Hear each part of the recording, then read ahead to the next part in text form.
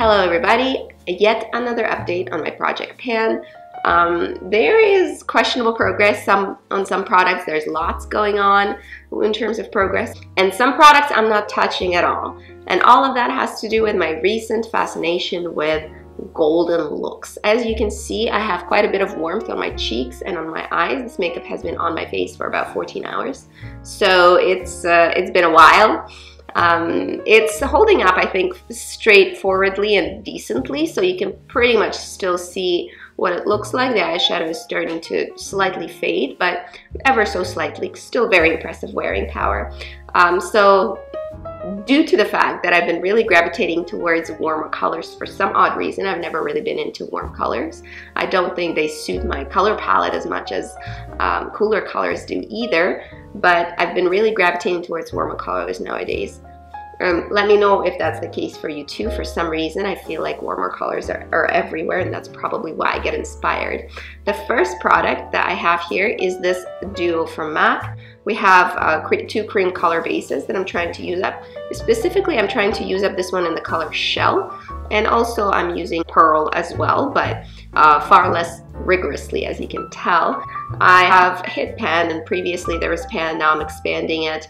There's not a huge amount of product in these guys if you're using them liberally, and Shell I use liberally, and I encourage you to use it like I use it, which is if you're medium or dark or skin toned, I think this will look great as a highlight if you do wear MAC. And if you are fair like myself, this looks fantastic as just a little bit of color add back when you are done with your foundation. Say I wear sheer coverage, so mine doesn't erase my face completely, but if you do, it's useful to throw around bronzer, for instance, in the periphery of your face. But this Shell color for dry skin I think would look beautiful.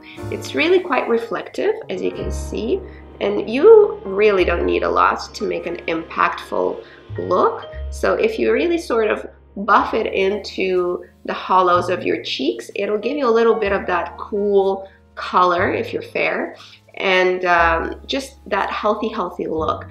That will only work if you are acne free in that area. I wouldn't put this stuff in a thick layer on top of acne. Probably not a great idea. I'm not sure it would be harmful, but because it's so reflective, it's just going to create more texture on your skin. And I'm using Shell as a highlight on top of the cheekbones. I think it's very pretty, specifically for fair skin tones.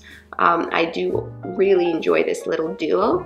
I've been kind of neglecting it a little bit because I've been playing around with different makeup all over the place, but I am really still doing a pretty decent job using these up. Then we have a powder. This is Nude by Nature Translucent Loose Finishing Powder. This, in fact, I use as a setting powder. If you are dry skinned like myself and you don't want to mattify everything, don't use necessarily setting powder. Try to use finishing powder to set your face. Finishing powder generally gives a bit of an airbrush finish, which this one does do.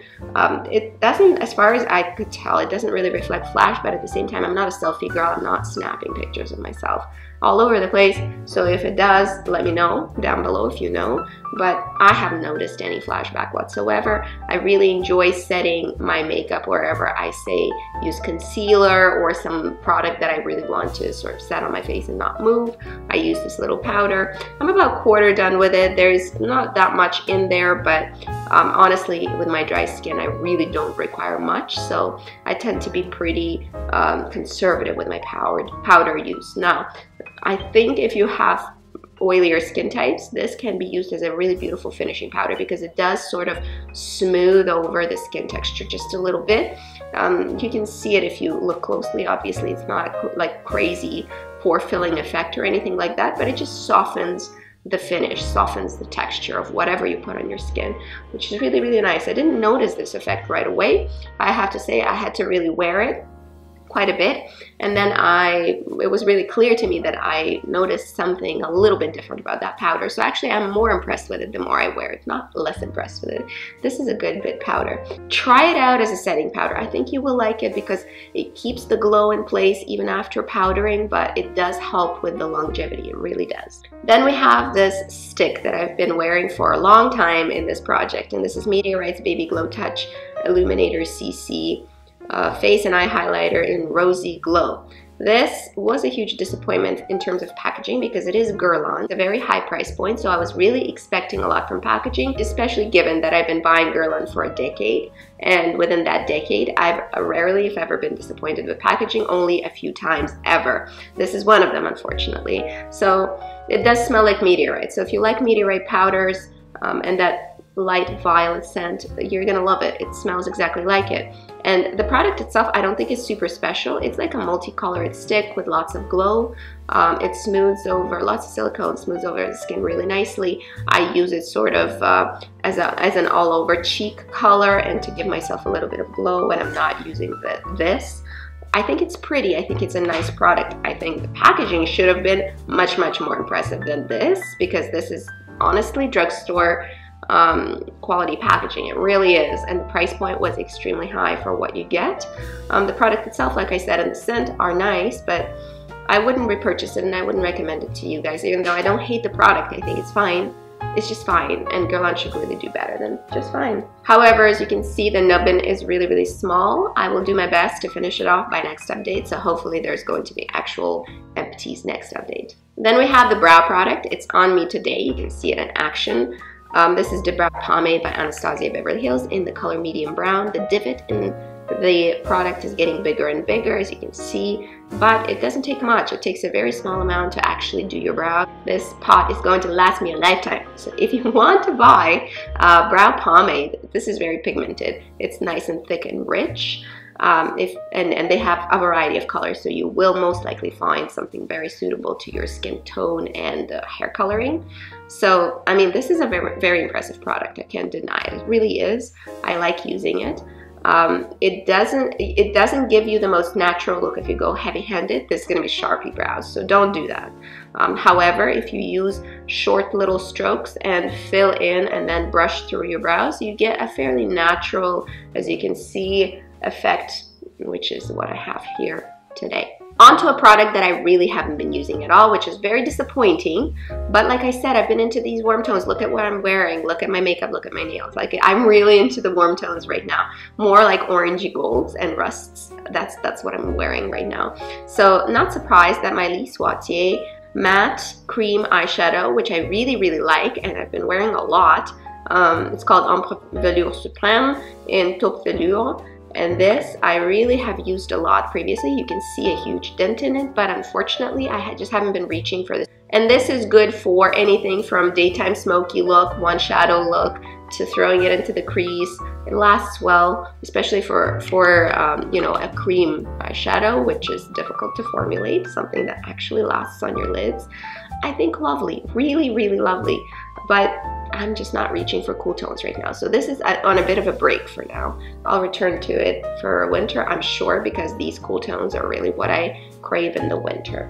For the eyes, I'm using this, another product by Nude by Nature. This is Nude by Nature Eye Contour Pencil in the color 02 Brown. It has a smudger, which I do use. Today I didn't. I just drew a nice little wing. This is a lovely smudgeable pencil. It's pretty easy to apply. It's fairly soft. I sharpen it often. As you can see, it's really not going to survive very long, given that I've only been using it for a couple months. It's really shrunk, and I do enjoy it very much. You know what? Especially with a smudger, I think it works really well. I may consider repurchasing it because I think it's really, really good quality. I do have a weakness towards these nice, rich coffee browns, and I always have them in rotation, as you probably know. I actually would recommend this pencil. I think it's really quite nice, and it's on the cleaner side because Nude by Nature is a cleaner beauty brand. Next product is unfortunately another one that I don't really reach for. This is a Buxom lip gloss in the color White Russian. As you can see, there's the tiniest ever amount of product, but again, this is a milky, soft, cool pink. This doesn't go with what I'm wearing right now. I've been wearing slightly bolder lips or neutral peachy lips and lots of golds and coppers, and you know, this is kind of what I've been wearing. This does not go. Just, it doesn't match my looks, so I'm not reaching for it. I will get back to it for sure, but at the moment it just doesn't fit within what I'm wearing, unfortunately. What does fit within what I'm wearing is my two Bite Beauty picks, and first and foremost we have matte cream lip crayon in the color Amaretto. This is a peachy nude of choice for me. I wear it all the time. On occasion I also wear it on the cheeks as well, and I'll show you maybe one day how I use this pencil or these matte pencils from Bite on my entire face, not just on the lips. You don't have to be restricted in using these just on the lips, obviously. The creamier ones, like this formula, which is Bite Beauty High Pigment Lip Pencil in the color Pomegranate. These are a little bit tougher because you know, the matte ones are a little bit easier to blend out. These ones also produce a little bit of a stain, so you potentially don't really want it on your cheeks. I mean, this is kapow. Maybe you don't want kapow on your cheeks, or maybe you do. You can try it out and see how you like it for yourself. This is how much I have left. I really used up a considerable chunk of it because I've been reaching for this color very often, and you can see that's what I have on my lips today as well. So it's a color that I've really been using very heavily recently. Our next product is a lip product, and actually our two last ones are lip products. So I've been really pretty much going heavily with my lip products for some reason. I'm really into lips this season. This is my Purse lipstick. I really like having a super comfortable, ultra lush, very moisturizing, and just a good lipstick that kind of goes with everything in my bag. And in this case, this is Guerlain. This is Kiss Kiss lipstick in the color 362 Coral Dentelle. And this is the color of it. As you can see, this is the color that goes well with everything. It definitely can be built up to full opacity, which I rarely do. I like to use it as a sheer wash of color, and it just sort of enhances your lip. And it smells really nice. Just everything about this lipstick is luxurious. Just let's appreciate this for a second. Packaging wise, both are from Guerlain. This even weighs more, although it's a smaller product. Like, packaging wise, come on. What the heck is all I have to say. If you can do this, why do this? This is really lovely, weighty, beautiful lipstick. Very lush, luxurious. Packaging is flawless, formula is flawless, and the color I think is super wearable and very easy to pull off. Lastly, another lip product that I really stash in my purse a lot. If I'm wearing something pinkier on my face, I will reach for this. And this is Fresh Sugar Lip Balm in the color Rose or Rosé. I don't have a lot of that one left either. I always go back to it in the fall and winter. I use a ton of these. I usually buy a small pack and just use it up throughout the year. This is a very nourishing, thick, very moisturizing, healing lip balm. It's one of the healing ones. There are really not that many out there in the market. This is one of them. Very impressed. Very good product. I've been buying it for years and years. Totally recommend. Pick out a color you like and get one. Treat yourself. So my project pan is kind of like stalling a little bit because some of the products are cool tone and I'm just not reaching for them.